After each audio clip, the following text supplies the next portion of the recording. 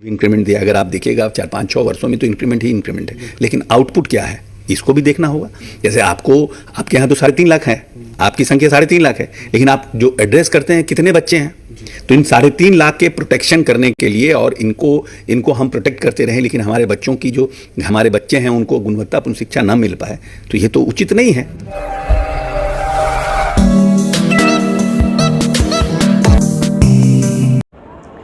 एक बार फिर से बिहार के नियोजित शिक्षकों पर बिहार के शिक्षा मंत्री अशोक चौधरी ने सवाल खड़ा कर दिया है।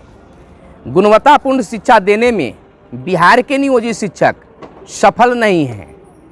एक तरफा प्यार से काम नहीं चलेगा। नमस्कार, आप इस समय देख रहे हैं मगध संवाद और मैं हूं आपके साथ सुनील बॉबी। आपने अभी बिल्कुल सही सुना, बिहार के शिक्षा मंत्री अशोक चौधरी ने नियोजित शिक्षकों के कार्यक्षमता पर सवाल खड़ा कर दिया है। एक टीवी चैनल पर दिए अपने बयान में कहा है कि नियोजित शिक्षकों को अपनी कार्यक्षमता के अनुसार काम नहीं कर रहे हैं। जिस प्रकार से सरकार वेतन और हर सुविधा दे रही है, उसका संवाद आपके सहयोग से गरीबों, ज़रूरतमंदों को मदद करना चाहता है, लेकिन यह संभव आपके मदद के बिना नहीं हो सकता है। आप सहयोग करेंगे तो 26 जनवरी से मैं गरीबों और ज़रूरतमंदों को कंबल और वस्त्रों का वितरण करना चाह रहा हूं। ऐसे मैं अपना बैंक डिटेल नीचे दे रहा हूं, आप चाहें तो आप सहयोग कर सकते हैं। 10 रुपये से कम 10 रुपये से सहयोग जरूर करें और ज़्यादा आप पर निर्भर है। नीचे आपका बैंक डिटेल और दिया हुआ रहेगा। धन्यवाद। इस प्रकार से आउटपुट नियोजित शिक्षकों के द्वारा नहीं मिल पा रहा है, गुणवत्तापूर्ण बच्चों को नहीं मिल पा रहा है। तो एक तरफ जहां नियोजित शिक्षकों पर शिक्षा मंत्री के द्वारा सवाल खड़ा किया गया, वहीं सरकार पर भी घुमा फिरा कर सवाल खड़ा करने की कोशिश किया गया है। गुणवत्तापूर्ण शिक्षा पर अगर सवाल कोई खड़ा करता है तो निश्चित तौर पर शिक्षकों के साथ सरकार पर भी, तो आप डायरेक्ट न कहकर पिछली सरकार भी नीतीश का ही सरकार था और इस बार भी नीतीश का ही सरकार है। भले ही आप शिक्षा मंत्री न थे, लेकिन उससे पहले भी आप शिक्षा मंत्री थे। 15 वर्षों से 10 वर्षों से आप कहाँ थे, और आज पुनः सवाल खड़ा कर रहे हैं कि गुणवत्तापूर्ण शिक्षा बिहार में नहीं है, नहीं दे पा रहे हैं नियोजित शिक्षक। सवाल खड़ा कर चुके हैं, कह रहे हैं कि जिस प्रकार से सरकार के द्वारा नियोजित शिक्षकों को हर तरह की सुविधा मुहैया कराई जा रही है, समय पर वेतन दिया जा रहा है। 4,000 वेतन पर बहाल हुए थे, अब 27-28 हज़ार वेतन मिल रहा है, लेकिन आपके द्वारा आउटपुट नहीं है। यानी कि आप गुणवत्तापूर्ण शिक्षा देने में सक्षम नहीं हो पा रहे हैं। यानी कि उनको साफ शब्दों में ऐसा मंशा लग रहा है कि वह अब शक्ति के रूप में, शक्ति बरतना भी जरूरी है, लेकिन सवाल खड़ा करना खुद पर लगता है कि वह खुद पर अपना सवाल खड़ा कर चुके हैं। आप भी शिक्षा मंत्री रह चुके हैं और एक तरफा नियोजित शिक्षकों पर अगर खड़ा कर रहे हैं तो यह बेईमानी साबित होगा। सवाल सुधार की होनी चाहिए, न कि केवल सवाल कर देना, उसका उत्तर ना हो। अगर समाज में विकास हो, स्कूलों में गुणवत्तापूर्ण शिक्षा हो, तो इसमें सरकार की भी भूमिका होती है। अगर गुणवत्तापूर्ण शिक्षा अगर चाहते हैं तो ठीक है, कड़ाई होना चाहिए, सख्ती होनी चाहिए, लेकिन एक तरफा अचानक आकर मीडिया में और शिक्षकों के संबंध में, गुरुजनों के संबंध में सवाल खड़ा करना, यह बेईमानी सा लगता है। 10 वर्षों तक नियोजित शिक्षकों ने भी आवाज़ उठाया है, जवाब दिया है कि श्रीमान आप 10 वर्षों तक कहाँ थे, आप भी सरकार में रहे हैं, आप भी शिक्षा मंत्री रहे, उस समय आपकी नींद नहीं खुली थी, आज नींद खुली है। बहुत सारे सवाल हैं, बहाल भी आप ही ने किया है और आज सवाल उठा रहे हैं कि नियोजित शिक्षकों के पास में आउटपुट नहीं है, वह गुणवत्तापूर्ण शिक्षा देने में संपूर्ण सफल नहीं हो रहे हैं, पूर्णतः सफल नहीं हो रहे हैं। कहीं न कहीं व्यवस्था पर आपने सवाल उठाया है। बीते दिन एक टीवी चैनल में उन्होंने एक खास मुलाकात में अपनी बातों को रखा है और नियोजित शिक्षकों के संबंध में इस तरह की बड़ी बातों को सामने लाया है। तो आप भी देखिए कि किस प्रकार से उस टीवी चैनल में उन्होंने कहा है और चैनल के द्वारा भी क्या दिखाया गया है। संपूर्ण चीज़ों को आपको मैं दिखाऊंगा, लेकिन अगर यह बात सही है तो सुधार करने की भी ज़रूरत है। अगर आप मांगों के लिए आंदोलन करते हैं तो गुणवत्तापूर्ण शिक्षा के लिए भी कार्य करना ही होगा। ऐसा नहीं कि एक तरफा हो। तो इसके लिए सरकार को भी आगे आना चाहिए और शिक्षकों को भी आगे आना चाहिए। दूसरी ओर यह भी इशारा मैं कह रहा हूं कि इशारा हमें मालूम हो रहा है कि नियोजित शिक्षकों को फिर से उकसाने का, भड़काने का कोशिश शिक्षा मंत्री के द्वारा किया जा रहा है, ताकि सख्ती से पेश आए।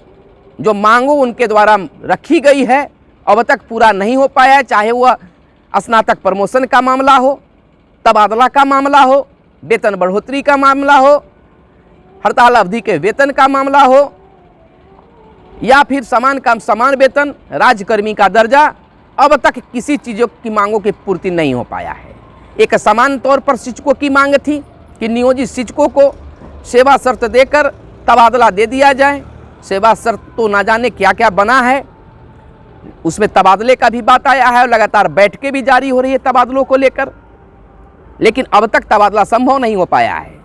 कहा जा रहा है कि जनवरी के अंतिम सप्ताह तक तबादला का पूरा रूपरेखा तैयार हो जाएगा, उस पर काम शुरू हो जाएगी, ऑनलाइन आवेदन लिए जाएंगे, ऑनलाइन ट्रांसफ़र कर दिया जाएगा, लेकिन जून महीने में किया जाएगा। तो अब तक आपके द्वारा उनकी मांगों पर कुछ विचार नहीं हुआ है और इस तरह से सवाल खड़ा करके शिक्षकों को भड़काने का भी काम आपके द्वारा शायद किया जा रहा है।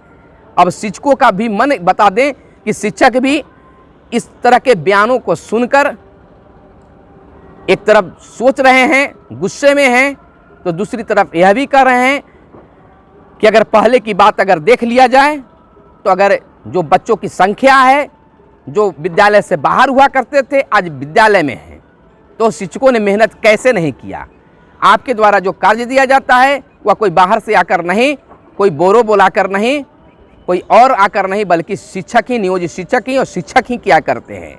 और यह स्थिति है कि बिहार के बच्चे जो हैं आज स्कूलों में हैं, तो इस तरह का सवाल खड़ा करना शिक्षकों को भड़काने जैसी वाली बयान देने वाली बात है, भड़काने वाली बयान है।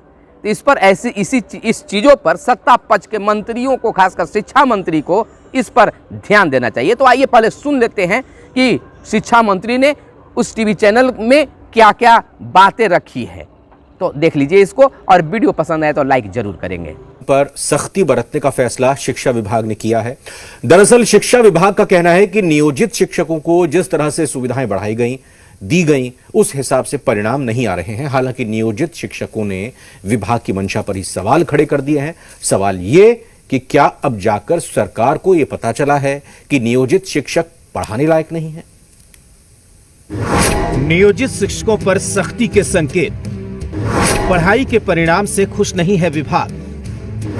शिक्षकों ने सरकार की मंशा पर उठाए सवाल। पिछले 16 साल में बिहार में 3.5 लाख नियोजित शिक्षकों की बहाली हुई। इस बहाली के पीछे एक ही मकसद है कि बिहार की शिक्षा व्यवस्था, उसकी गुणवत्ता बढ़िया हो, भविष्य की नींव ऐसे तैयार की जाए कि सूबे का नाम रोशन हो। लेकिन अब शिक्षा विभाग को लगता है कि नियोजित शिक्षकों से वैसे परिणाम नहीं आ रहे हैं। सरकार ने, नीतीश जी ने भी अभी भी उन लोगों को इंक्रीमेंट दिया, इसके पहले भी इंक्रीमेंट दिया। अगर आप देखिएगा 4-5-6 वर्षों में तो इंक्रीमेंट ही इंक्रीमेंट है, लेकिन आउटपुट क्या है इसको भी देखना होगा। जैसे आपके यहाँ तो 3.5 लाख है, आपकी संख्या 3.5 लाख है, लेकिन आप जो एड्रेस करते हैं कितने बच्चे हैं, तो इन 3.5 लाख के प्रोटेक्शन करने के लिए, और इनको हम प्रोटेक्ट करते रहें, लेकिन हमारे बच्चों की जो हमारे बच्चे हैं उनको गुणवत्तापूर्ण शिक्षा न मिल पाए, तो ये तो उचित नहीं है। बिहार में अभी 3.5 लाख नियोजित शिक्षक हैं, जिस पर अब सरकार की तरफ से सवाल उठ रहे हैं। दरअसल बिहार में शिक्षा विभाग का बजट सालाना 35,000 करोड़ का है, जिसका बड़ा हिस्सा तो पेंशन और वेतन पर खर्च हो जाता है।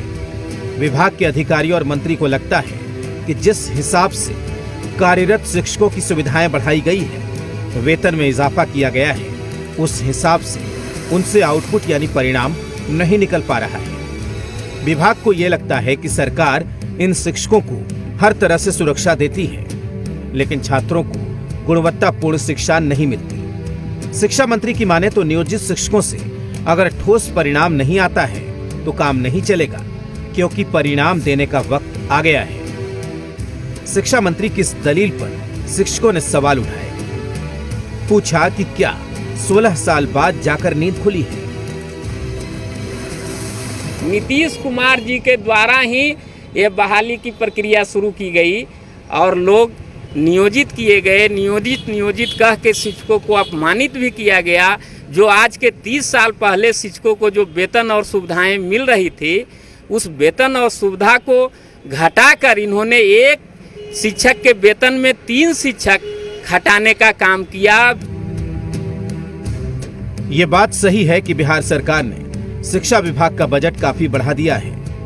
एक बार फिर से बड़े पैमाने पर कुछ ही महीनों में नए 94,000 कार्यरत शिक्षक बहाल होने जा रहे हैं। लेकिन सवाल सिर्फ कार्यरत शिक्षकों पर ही खड़े नहीं होते, बल्कि सवाल शिक्षा विभाग पर भी खड़े होते हैं। अगर विभाग को ये लगता है कि कार्यरत शिक्षकों में क्वालिटी नहीं है, तो फिर उन्हें ढोया क्यों जा रहा है?